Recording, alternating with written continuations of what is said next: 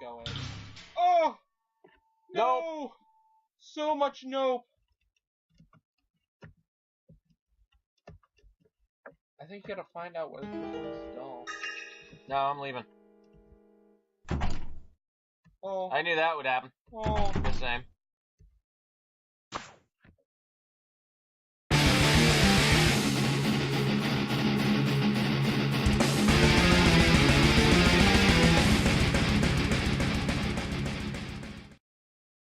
Welcome to Silent Abridged's Eve, a video in which I will describe in a nutshell everything that happened during the absolute fucking horror that was my experience with this game.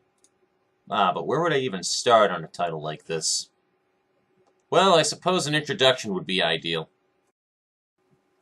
Eve was a horror RPG that I played immediately after Miso, and was a title that I had intentionally avoided watching other Let's Players do for quite a while, considering that it was increasingly popular on YouTube with a bunch of other iconic RPG horror titles like Mad Father, Yume Nikki, The Crooked Man, Barbie and the Island Princess— oh, wait a minute. That doesn't belong there. Get that the fuck out of here.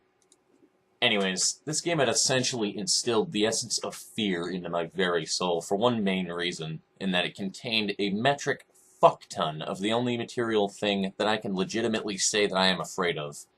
Dolls! Well, anything that resembles a person in some form, anyway. I have no idea why, but this has always been a serious uncomfortability with me for a long time since childhood, so it tends to get to me very easily in horror games.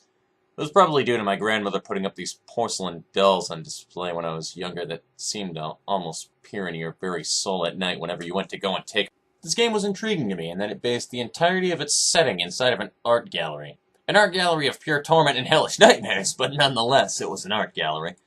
The game begins with your parents allowing you to take a look around said gallery, which is an exhibit that is solely displaying the works of an artist by the name of Guertena.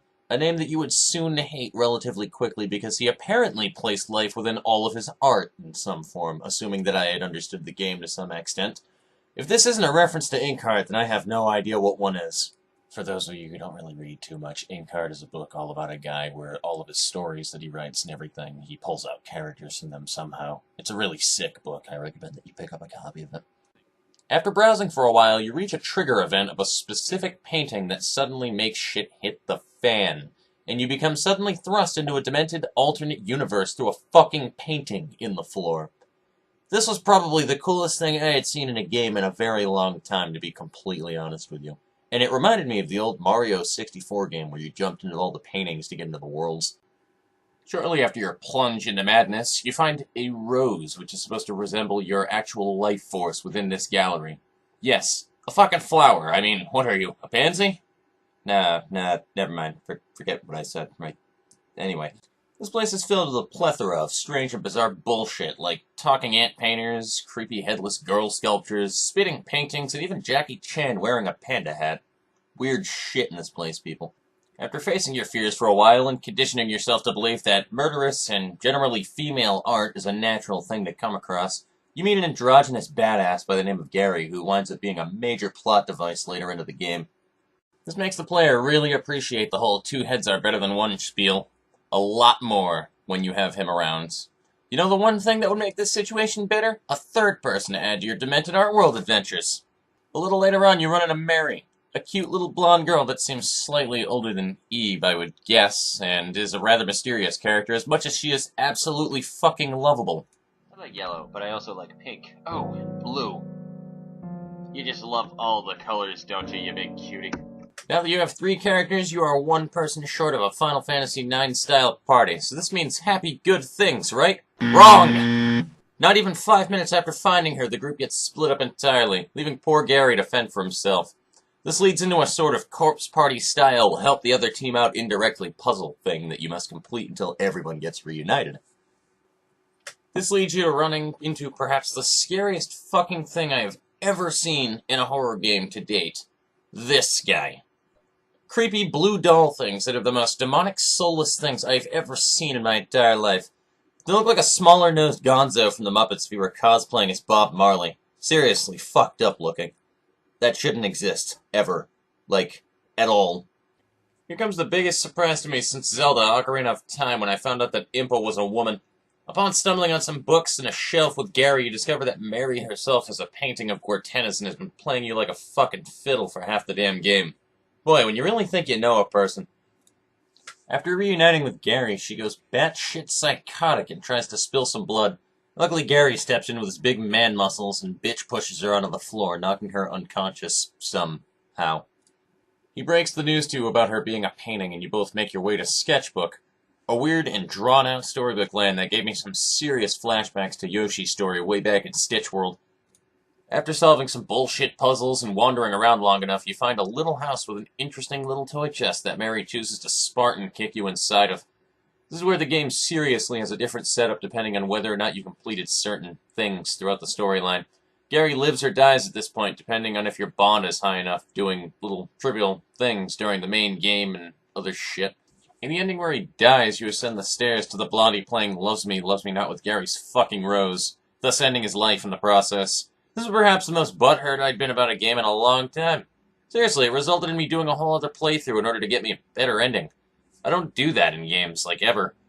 If you did, however, do the right things to save his ass, you never run into Mary in the first place once you land, and you simply find Eve's Rose with a single petal. This is the game executing Dark Souls difficulty mode on you, essentially, since you need to run out without even getting brushed by anything that's trying to kill you on the way out. Fan-fucking-tastic. You finally run into Mary's painting and burn it down because fuck the man. She crumbles into ash on the floor, the glass breaks, harming Gary, you give him your handkerchief in response, and well, everyone wins. Except for blonde people. After that, you return to a negative of the original gallery that you were at in the beginning of the game. You jump through a painting, Mario style, and return to the real world, ignoring your mother for an androgynous badass you've only just met. Everything returns to normal, except for one thing. You both appear to have lost your fucking memory. This is considered the best possible and the most canon ending of the game, by the way. In giving Gary the handkerchief, though, it modifies another ending to the game where he never even remembers who the fuck that you were in the first place. In this end, he pulls out the handkerchief and realizes that it's yours after accidentally saying your name in a cute little Freudian slip, and then remembers everything that happened in that sick, demented gallery that everyone just loved oh so much in this game. This end legitimately pulled at my heartstrings and was absolutely fucking adorable to watch it come together like that. The game also features an optional bonus area that allows you to find an item to browse the gallery freely after the credits.